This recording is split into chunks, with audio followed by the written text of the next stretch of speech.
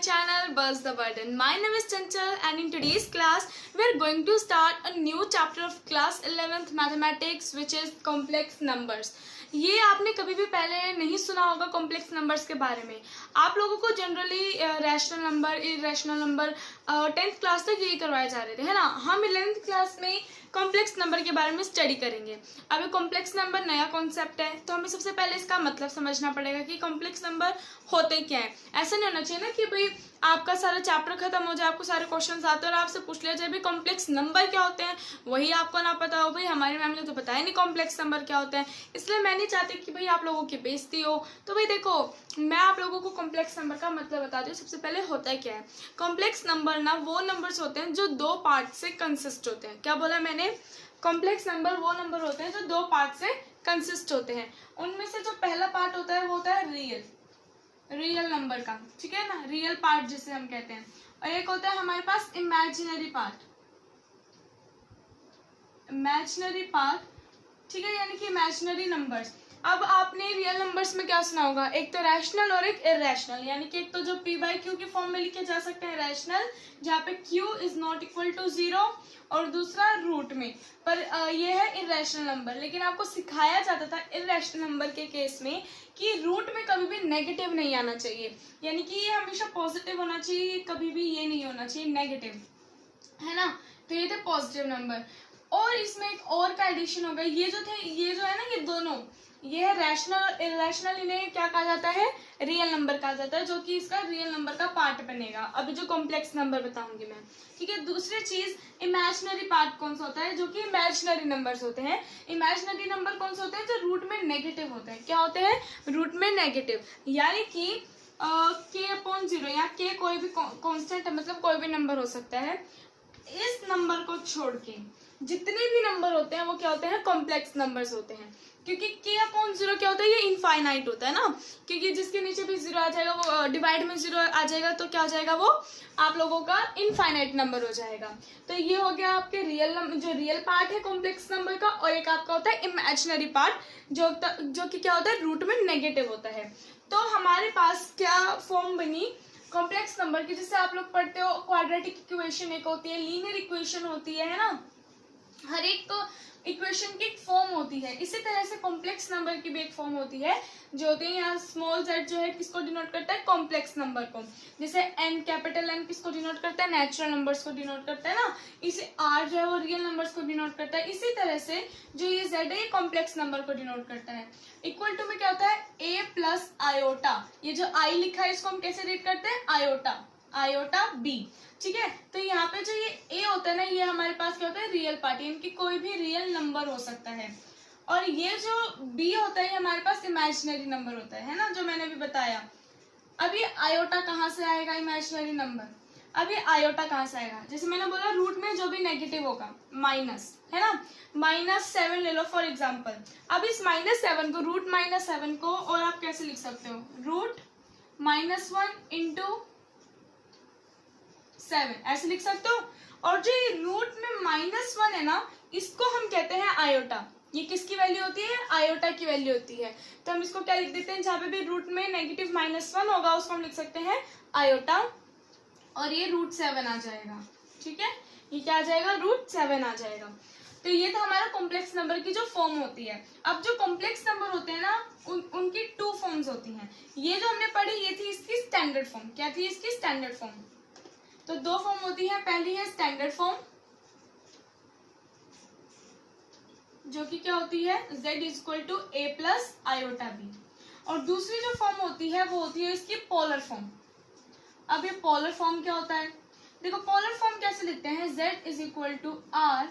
अब सिर्फ देख लो कि कैसे लिखते हैं, cos theta plus iota sine theta. अब इसको फाइंड आउट कैसे करते हैं मैं आप लोगों को बाद में बताऊंगी. ये r क्या होता है साथ साथ बताऊंगी जब मैं आपको आगे करवाती हूँ, ठीक है. तो ये होगी इसकी स्टैंडर्ड फॉर्म और ये होगी इसकी पोलर फॉर्म. अब आगे चलते हैं और देखते हैं कॉन्सेप्ट्स जो है इसके कॉम्प्लेक्स नंबर के. फिर इससे रिलेटेड 1-2 क्वेश्चंस करवाऊंगी, और जो एक्सरसाइज क्वेश्चंस हैं बाकी बचे हैं वो सारे मैं आप लोगों को एक अलग वीडियो बनाऊंगी एक्सरसाइज के क्वेश्चंस के रिलेटेड. तो उसमें मैं आपको सारे सॉल्यूशंस करवा दूंगी. अब देखो मैग्नीट्यूड, सबसे पहले तो हम मैग्नीट्यूड देखते हैं. जैसे अगर आप एक ग्राफ बनाओ, ये तो यहाँ पे क्या होता है 0 and 0 है ना, ये जो पॉइंट होता है, और यहाँ पे एक पॉइंट है P, यहाँ पे कोई भी एक्स वाई हो सकता है ना, ये हो सकता है, और जो यहाँ से यहाँ तक का डिस्टेंस होगा, डिस्टेंस फॉर्मूला अगर आप लोग यूज करो तो d square is equal to x square plus y square आ जाएगा ना, x square plus y square है ना। तो क्योंकि ये 0 0 है इसलिए, क्योंकि क्या हो जाता है, ऐसे होता है ना, x माइनस 0 का whole square plus y minus 0 का होल स्क्वायर। तो अब ये क्या है, ये स्क्वायर है, इधर जाके क्या हो जाएगा, रूट हो जाएगा है ना। अब इसको फर्दर आप सॉल्व करोगे तो x square plus y square बन जाएगा, बिल्कुल सही है ना। तो हमारे पास क्या गया, एक्स स्क्वायर प्लस आई स्क्वायर, जो कि क्या है, इसके बीच का डिस्टेंस। हम इसको ना आर से डिनोट करते हैं, क्या बोलते हैं हम इसको, आर। जो अभी मैंने पोलर फॉर्म में जो आर लिखा था वो यही है, और इसको हम ऐसे भी डिनोट करते हैं, मॉड्यूलस जेड, ठीक है ना। तो मॉड्यूलस फंक्शन क्या होगा कॉम्प्लेक्स नंबर का, रूट में x square plus y square, ऐसे लिखेंगे, रूट में x square plus y square. अब आगे चलते हैं, ये तो था मॉड्यूलस की बात की। एक होता है कॉन्जुगेट। कॉन्जुगेट में क्या होता है बेसिकली, जैसे हमारी फॉर्म क्या होती है, ए प्लस आयोटा बी होती है, तो ये जो प्लस होता है ना ये माइनस बन जाता है, सिर्फ साइन चेंज हो जाता है, प्लस माइनस बन जाता है। तो ये क्या हो जाएगा, ए माइनस आयोटा बी, ठीक है, क्या हो जाएगा, ये ए माइनस आयोटा बी। अब मैं आगे करवाने से पहले एक बात बता देती हूँ, मैं इस वाले अभी जो वीडियो बना रही हूँ इसमें ना मैं आप लोगों को एक फॉर्मूला बताऊंगी पोलर फॉर्म को इजी वे में निकालने के लिए। तो वीडियो ना पूरी देखना, क्योंकि वो जो फॉर्मूला है वो आपको ना ही टीचर्स बताएंगे ना ही दूसरे यूट्यूबर्स बताएंगे, कहीं पे भी आपको बुक में नहीं मिलेगा, ये बहुत ही रेयर फॉर्मूला मिलता है। तो मैं वो फॉर्मूला बताऊंगी, वो इतना इजी फॉर्मूला है ना, उसमें 3 कॉन्सेप्ट आप लोगों के क्लियर हो जाएंगे, ठीक है। तो ये था हमारा, हमने क्या पढ़ा, तो मॉड्यूलस फंक्शन पढ़ा, फिर हमने कॉन्जुगेट देखा। अब हमारे मल्टीप्लिकेटिव इनवर्स आता है, ठीक है, मल्टीप्लिकेटिव इनवर्स यानी कि इनवर्स करने के बाद मल्टीप्लाई करना।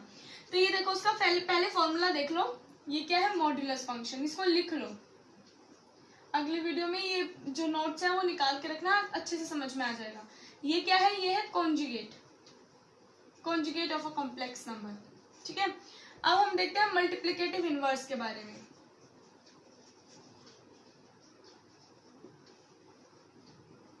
इनवर्स, यहाँ देखो,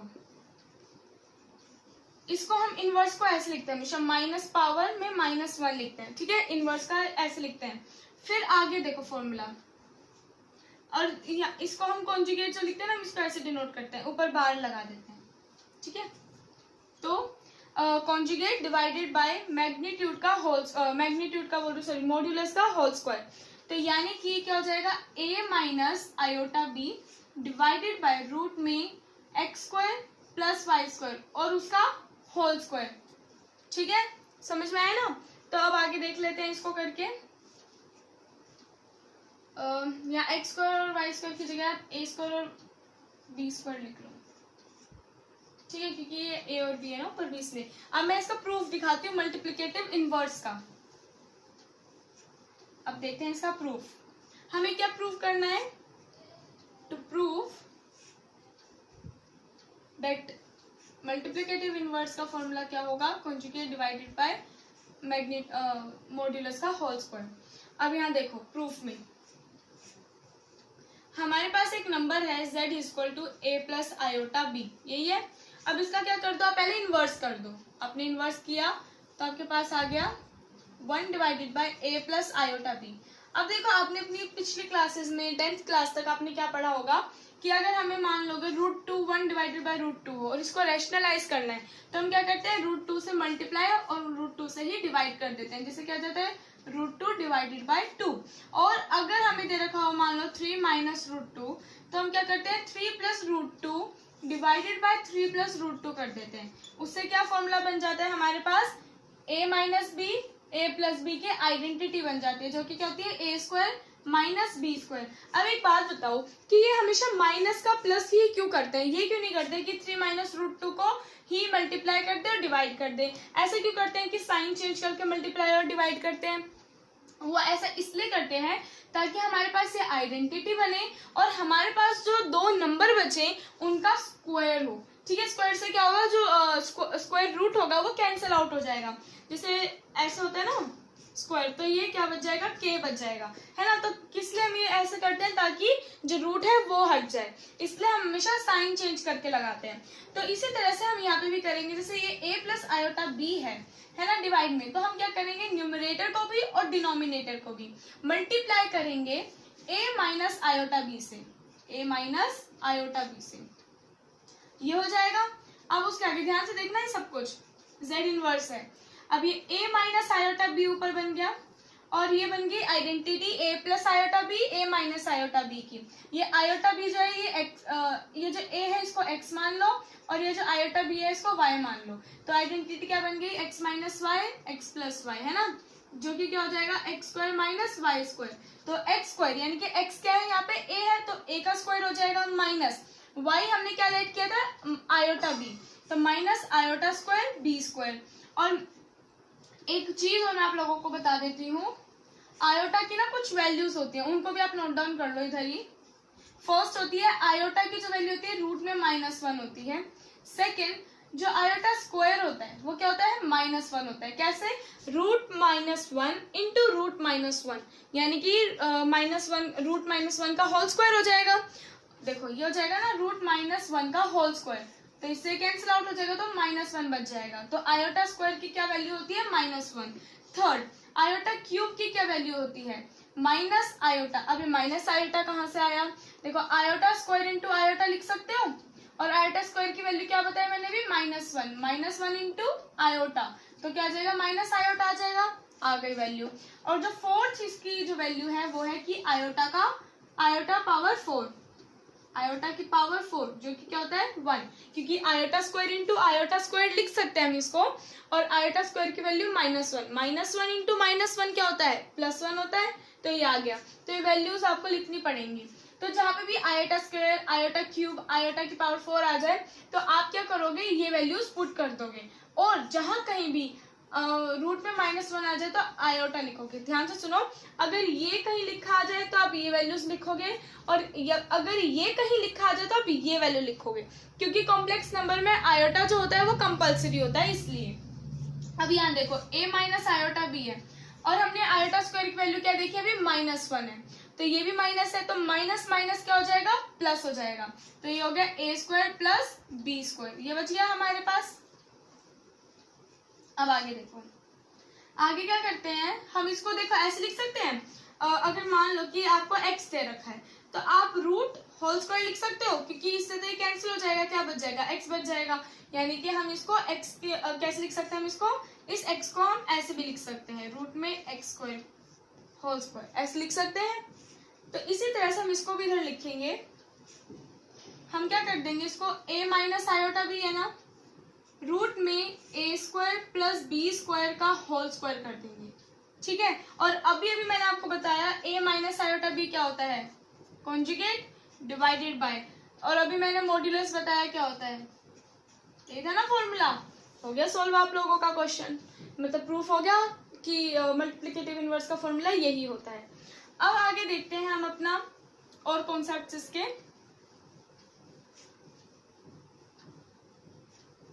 ओके, अब हम देखेंगे आर्ग्यूमेंट क्या होता है।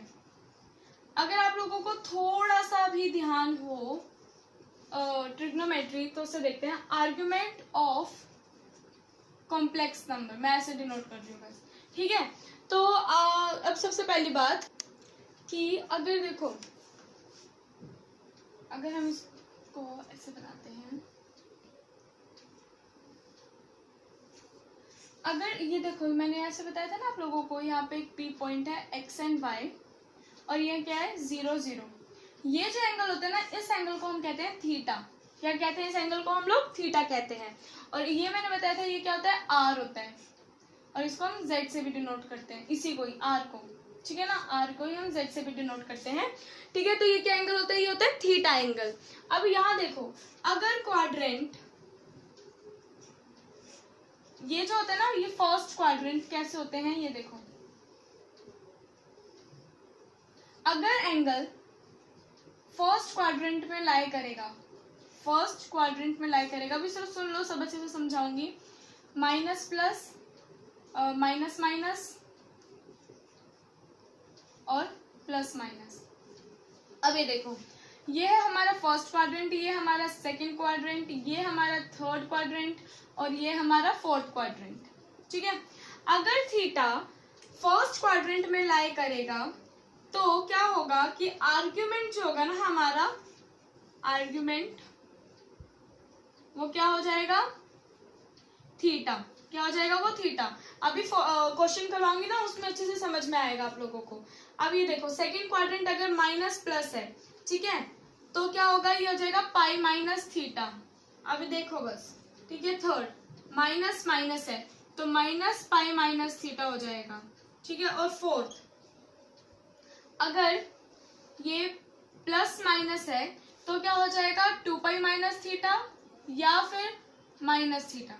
ठीक है, ये दो चीजें हो जाएंगी आप लोगों के पास।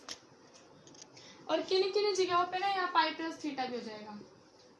अब ये देखो, अगर x, ये क्या है, प्लस प्लस क्या है, x की वैल्यू, अगर x प्लस है और y भी प्लस है, यानी कि वो फर्स्ट क्वाड्रेंट में लाई कर रहा है, तो वहां पे आर्ग्यूमेंट z क्या होगा, थीटा होगा।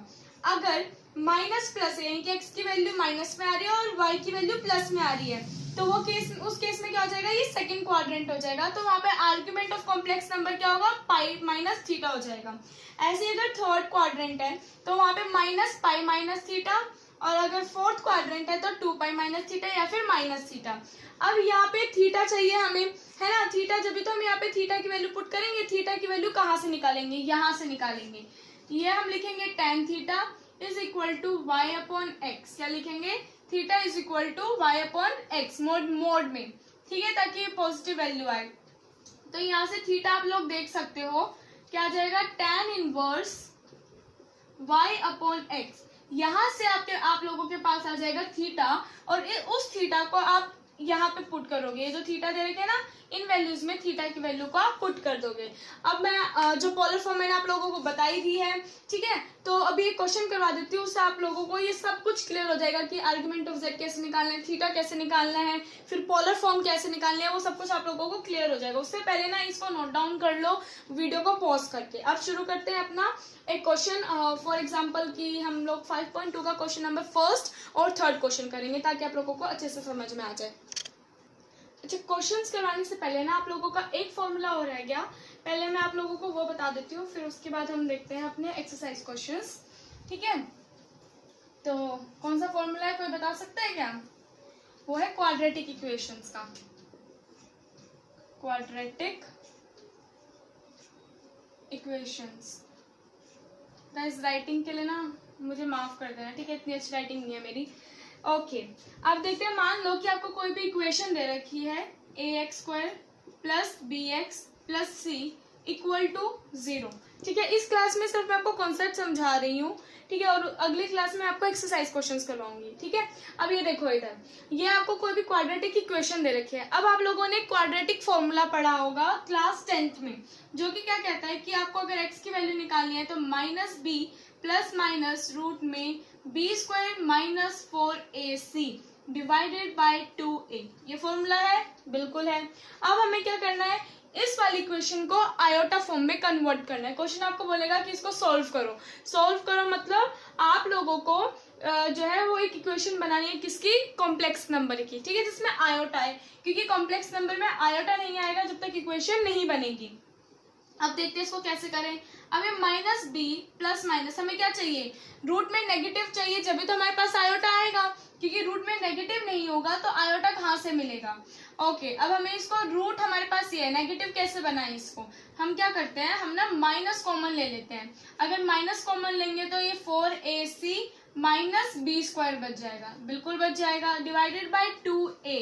अब हम इसको कैसे लिख सकते हैं, ऐसे लिख सकते हैं, रूट में -1 इंटू 4ac माइनस b², बिल्कुल लिख सकते हैं हम इसको ऐसे। तो अब हमें पता है कि रूट में -1 क्या होता है, आयोटा होता है, तो iota root 4ac minus b² आ जाएगा, बिल्कुल आ जाएगा। तो क्या बन जाएगा, minus b plus minus root iota root में 4ac minus b² divided by 2a। और ये हो गया आप लोगों का क्वेश्चन सोल्व। बस इसमें वैल्यूज पुट करोगे ए की, बी की, सी की, और आप लोगों के पास आंसर सॉल्व होके आ जाएगा। मैं इसका एक एग्जांपल करवा देती हूँ पहले आपको। उससे पहले हम अपना आर्ग्यूमेंट और जो ये टेंजेंट थीटा वाला है वो देख लेते हैं, ठीक है। तो देखते हैं एक्सरसाइज 5.2 क्वेश्चन नंबर 1। ओके, देखो क्वेश्चन क्या बोल रहा है। Question number 1, z is equal to, z की वैल्यू क्या है, -1 माइनस आयोटा रूट 3। अब एक बात बताओ, हमें आर्गुमेंट के लिए क्या चाहिए, पहले तो हमें x और y देखना पड़ेगा क्योंकि क्वाड्रेंट चेक करना है। तो यहाँ पे x की वैल्यू क्या है, x की वैल्यू -1, ठीक है, और y यानी कि जो आयोटा के साथ है, तो आयोटा के साथ क्या है, -√3 है ना, तो इसकी वैल्यू क्या है, -√3। अब हमें थीटा चाहिए, तो थीटा के लिए हमें फॉर्मूला पता है, tan theta is equal to mod में आ जाएगा y/x, और ठीक है, और यहाँ पे अगर हम देखें tan theta is equal to y की वैल्यू क्या है, -√3 डिवाइडेड बाय x की वैल्यू क्या है, -1, तो माइनस से माइनस कैंसिल हो जाएगा और आपके पास ये आ जाएगा theta is equal to tan inverse √3। अब एक बात बताओ, tan की वैल्यू कहाँ पे √3 है, यानी कि हम ऐसी थीटा की कौन सी वैल्यू रखें कि tan की वैल्यू क्या आ जाए, √3 आ जाए। अब हमें पता है tan π/4 क्या होता है, 1 होता है, और tan π/3 क्या होता है, यानी कि tan 60 डिग्री कितना होता है, √3 होता है। अगर वैल्यूज याद हो तो, और ना याद हो तो बुक खोल के देख लेना 10th क्लास की। तो हमारे पास थीटा की वैल्यू आ जाएगी π/3, क्योंकि हमें पता है कि tan π/3 यानी कि tan 60 डिग्री कितना होता है, √3 होता है। अब हमारे पास थीटा आ गया किसके लिए, आर्ग्यूमेंट के लिए, क्योंकि हमें आर्ग्यूमेंट निकालना है। अब यहाँ देखो आर्गुमेंट ऑफ z कैसे निकालेंगे। अब एक बात बताओ, ये कौन सा क्वाड्रेंट है, माइनस माइनस। अब मैंने आप लोगों को बताया था ये होता है प्लस प्लस, ये होता है माइनस प्लस, ये होता है माइनस माइनस, ये होता है प्लस माइनस। अब यहाँ पे क्या है, x भी माइनस है और y भी माइनस है, यानी कि माइनस माइनस, यानी कि थर्ड क्वाड्रेंट आ जाएगा। और थर्ड क्वाड्रेंट में वैल्यू क्या होगी, -π माइनस थीटा, यही वैल्यू बताई थी। अब यहाँ देखो तो क्या आ जाएगा, -π माइनस थीटा।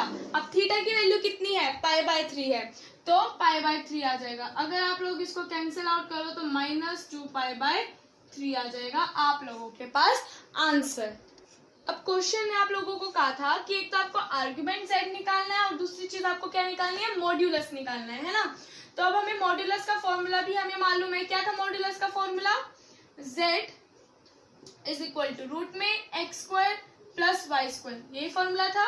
x की वैल्यू कितनी है, -1, तो -1 का अगर आप होल स्क्वायर करो तो क्या आ जाएगा, 1 आ जाएगा, प्लस -√3 y की वैल्यू है, तो -√3 का अगर आप लोग स्क्वायर करो तो कितना आ जाएगा, 3 आ जाएगा, बिल्कुल आ जाएगा। तो ये आ गया 4, यानी कि 4 किसका स्क्वायर रूट होता है, 2 का, यानी कि 2 स्क्वायर क्या होता है, 2 स्क्वायर इज इक्वल टू 4 होता है। तो आपके पास मोड भी आ गया, आप लोगों के पास आर्गुमेंट ऑफ z भी आ गया। अब मैं आप लोगों को क्वेश्चन करवाऊंगी, क्वेश्चन नंबर 3, वो है पोलर फॉर्म। ये बहुत इंटरेस्टिंग है गाइस, क्योंकि मैं आप लोगों को जैसे बताया कोई भी टीचर आप लोगों को ये नहीं करवाएगी फॉर्मूला, ना ही आपको किसी गाइड में मिलेगा ये फॉर्मूला, ना कोई यूट्यूबर ने करवाया ये फॉर्मूला मैं आप लोगों को करवा रही हूँ। हाँ, ये वीडियो देखने के बाद अगर कोई इस फॉर्मूले से आप लोगों को क्वेश्चन करवा दे तो वो एक अलग बात है, लेकिन इससे पहले मुझे नहीं लगता किसी यूट्यूबर ने ये फॉर्मूला करवाया होगा। अब यहाँ देखना question number 3, z is equal to 1 minus iota है, क्या है, z is equal to 1 minus iota. अब यानी कि x की वैल्यू यहाँ पे कितनी आ गई, 1 आ गई, और y की वैल्यू कितनी आ गई, -1 आ गई, यानी कि एक प्लस है और दूसरा माइनस, यानी कि फोर्थ क्वाड्रेंट। अब यहाँ पे ये फोर्थ क्वाड्रेंट याद रखना, फोर्थ क्वाड्रेंट यहाँ साइड में लिख लो। ओके, अभी जैसे हमने आर्गुमेंट ऑफ z, जिसको नहीं समझ में आया तो वह यहाँ पे भी समझ ले। देखो सबसे पहले हम tan थीटा निकालेंगे, ये इसलिए करते ताकि हमारे पास ये थीटा आ जाए, क्योंकि आर्गुमेंट के लिए हमें थीटा चाहिए होता है ना, इसलिए। तो ये y/x हो जाएगा, है ना, ये फॉर्मूला था। तो आगे देखो कि y/x की वैल्यू पुट करेंगे, तो y कितना है, -1, और ये कितना है, 1। अब ये मोड में तो भाज्य की क्या हो जाएगा, प्लस हो जाएगा, यानी कि tan की ऐसी वैल्यू बताओ जहां पे tan जो है वो 1 होता है। अब आपको पता होगा tan पाई बाय 4 क्या होता है, 1 होता है। तो थीटा की वैल्यू कितनी आ जाएगी, tan inverse 1 which is equal to theta is equal to pi by 4, क्योंकि tan पाई बाय 4 क्या होता है, 1 होता है। अब आगे देखो, आर्ग्यूमेंट निकालना है हमें, आर्ग्यूमेंट z। तो हमें फॉर्मूला क्या पता है, कौन सा क्वाड्रेंट है, फोर्थ क्वाड्रेंट है। तो ये क्या हो जाएगा, माइनस पाई बाय 4। क्या हो जाएगा ये, माइनस पाई बाय 4। अब हमारे पास निकल गया minus pi by 4 argument z।